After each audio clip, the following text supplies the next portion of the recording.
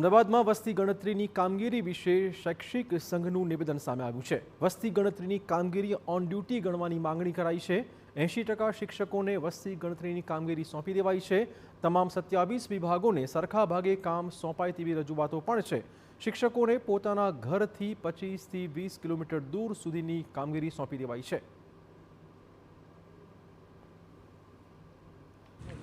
શિક્ષકની નિમણૂક વસ્તી ગણતરીકાર તરીકે પોતાના સ્થાનથી 15, 20 કે 25 કિલોમીટર દૂર કરેલી હોય એવા સંજોગોમાં રાતના સમયે વસ્તી ગણતરી કરવા જવું અને એમાંય 80% જેટલી બહેનો છે એવા સંજોગોમાં કેટલું હિતાવહ છે, આ પણ આપણા માટે સામે પ્રશ્ન આવીને ઊભો રહી જાય છે।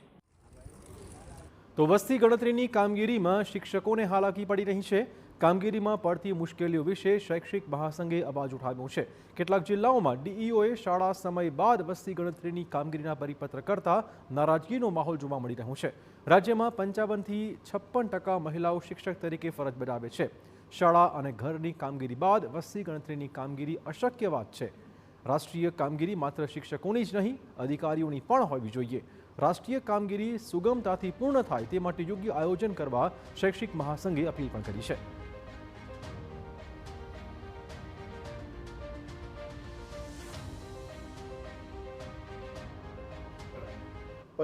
થી 56% માતૃશક્તિ જ્યારે શિક્ષક તરીકે કાર્યરત હોય, એમના ઘરની જવાબદારી હોય, બાળકની જવાબદારી હોય, માતા પિતાની જવાબદારી હોય, સાસુ સસરાની જવાબદારી હોય અને સ્કૂલનું કામ હોય। આ કામ કર્યા બાદ બપોરે 2-3 વાગે તે ફ્રી થાય અને પછી અમને પોતાના આ વિસ્તારની અંદર જવાનું એ શક્ય બનતું નથી।